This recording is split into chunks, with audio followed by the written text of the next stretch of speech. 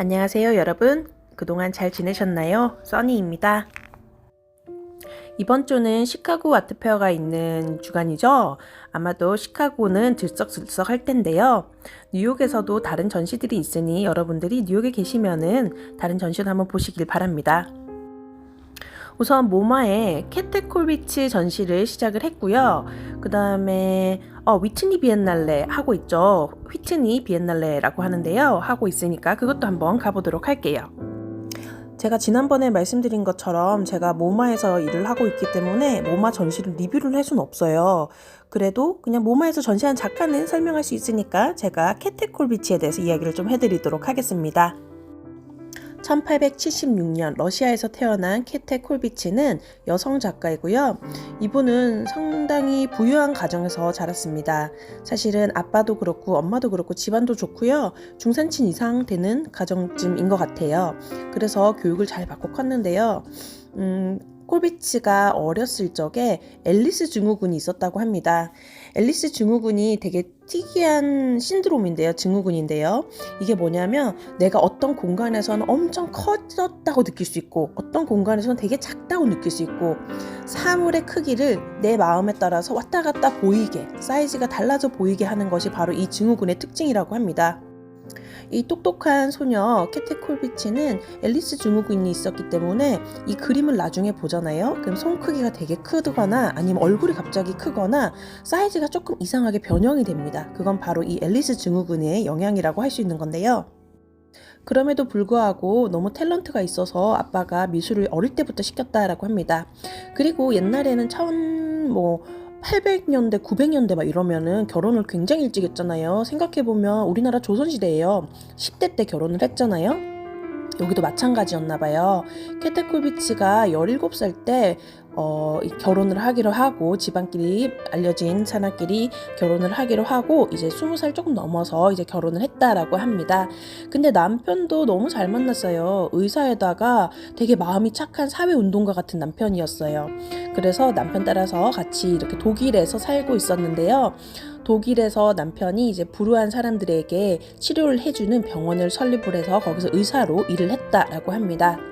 그래서 캐티 콜비치도 그 남편 따라서 같이 그 사람들을 도우면서 열심히 살았었는데 그러면서 부유한 자기와 비슷한 환경에 사는 사람들의 삶보다는 조금 더 힘든 삶, 어려운 삶을 살고 있는 그런 사람들의 모습을 보면서 좀 더 애정이 가고 그들을 그리고 싶었다라고 합니다. 그래서 그들의 모습을 판화 혹은 드로잉으로 많이 그려내었었는데요. 캐티 콜비치가 공부를 하면서 느낀 거는 판화를 배우고 느낀 건 나는 드로잉보다는 판화가 훨씬 나은 표현력이 좋은 것 같아 라고 하면서 판화에 굉장히 집중을 해서 그림을 그리도록 합니다. 그래서 지금 모마에서 전시하고 있는 작품 중에 하나가 판화 첫 번째 시리즈예요. 굉장히 다크한 어두운 방에 사람들이 표정이 없고 막 그런 작품들이 있는데 여러분 시간 되시면 모마 와서 한번 보세요. 입구 들어가셔서 첫 번째 벽 오른쪽 벽 뒤쪽에 있는 작품이거든요. 여러분 꼭 가서 보세요. 그리고 결혼을 하고 나서 행복하게 굉장히 좋았다고 해요. 그런데 이제 아기를 낳았어요. 아들을 둘을 낳았는데 행복하고 좋았어요. 행복한 시기의 그림도 있어요. 너무 좋았어. 그러나 캐트 콜비치가 살았던 시기는 세계대전을 겪었던 시기예요. 그래서 1910년대에 1차 세계대전이 일어나잖아요. 그때 바로 이제 아들 하나가 둘 다 이제 군대를 가가지고 참전을 했는데요. 그중 아들 하나가 이제 사망을 하게 됩니다. 그러면서 캐트 콜비치가 그 잃어버린 상실감에 대하여 그리고 엔타이월 전쟁을 반대하는 그림에 대하여 작품을 굉장히 많이 시작을 합니다. 그리고 남편이 얼마나 좋은 줄 알아요? 옛날 같으면 그 시대 때는 어디 와이프가 밥이나 해야지 막 이럴 수 있잖아요. 하지만 이때 남편은 그래 여성도 남성이랑 똑같아. 너도 나가서 하고 싶은 거 해. 너 그림 그리는 거 넌 잘할 수 있어. 이러면서 응원을 굉장히 해줘서 캐트 콜비치가 지속적인 작품 활동을 할 수 있었다라고 합니다.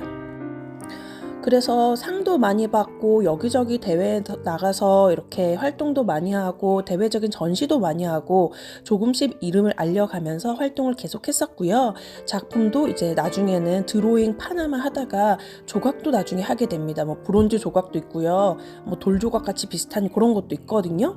그런데 이게 그 작가가 다 할 수는 없잖아요. 그래서 이제 다른 사람의 도움을 받아서 해야 되기 때문에 경제적으로 여유도 조금 있어야 되고 그리고 이름도 알려져야지 그런 또 판매 가능한 작품들이 나올 수 있는 거잖아요. 그래서 이 모든 게 맞물러져서 캐트 콜비치가 나이가 조금 들었을 때 60년대 60세쯤 그랬을 때는 굉장히 많은 작품, 다양한 작품을 하게 되더라고요. 그러나 또 세상이 살다 보니 전쟁이 또 납니다. 2차 세계대전이 납니다. 1940년대 나잖아요. 그래서 우리가 1945년에 우리나라가 해방을 한 게 2차 세계대전이 끝나면서 일본이 전쟁을 항전하면서 나 망했다 하면서 이제 전쟁이 끝난 거잖아요. 그때 캐테 콜비치의 손주가 또 참전을 해서 군대에서 또 이렇게 사망을 하게 됩니다. 그러면서 이분한테는 트라우마처럼 전쟁과 가족을 잃어버린 슬픔에 대해서 굉장히 큰 스트레스와 그거에 대한 뭐랄까 마음 아픔이 절절히 있어요. 그래서 작품으로 그런 전쟁을 반대하는 작품을 지속적으로 많이 하게 됩니다.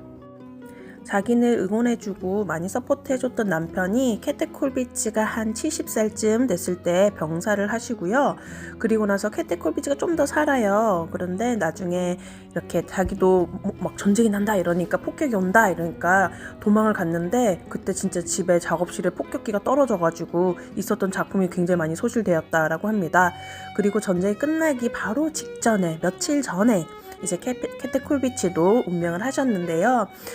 이런 70 중반까지 사셨던 여성 작가로서 알려지지 않았던 작가인데요. 이제서야 조명을 많이 받고 있는 작가입니다.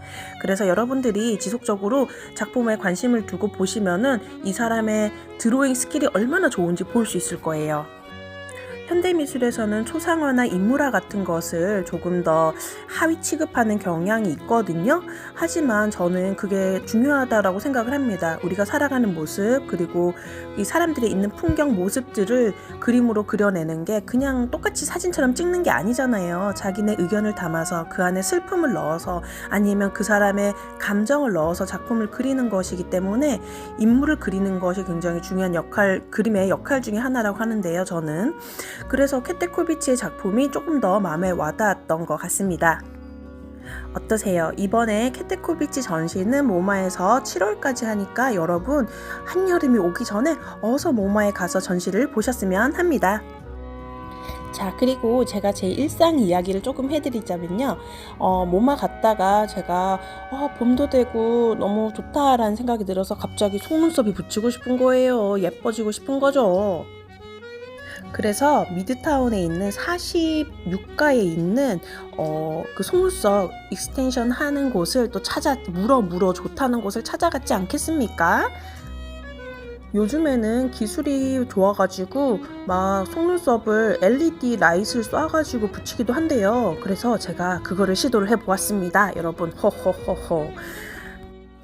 저는 공작새처럼 속눈썹이 슉 많은 거는 조금 부담스러워가지고 가장 자연스럽게 하기 위해서 짧고 숱이 제일 적은 걸로만 했거든요. 미니멈으로. 그렇게 했더니 비용도 별로 비싸지 않게 오랜만에 기분 좋게 속눈썹을 붙였습니다. 하하. 일하시는 여성분이 굉장히 직원님이 친절하셔가지고 이렇게 해드릴까요? 뭐 쉐입은 이렇게 해드릴까요? 굉장히 잘해주셨어요. 그리고 자연스럽게 잘 돼가지고 사람들이 사실 잘 몰라요. 제가 붙인지. 그래서 저는 굉장히 만족하고 있습니다. 그래서 다음번에 저를 만나면 속눈썹이 예쁘다라고 그냥 생각해주세요. 붙였다는 거 잊어주세요. 그럼 남은 일주일도 즐거운 시간 보내시길 바라며 우리는 다음 주에 또 만나요. 안녕.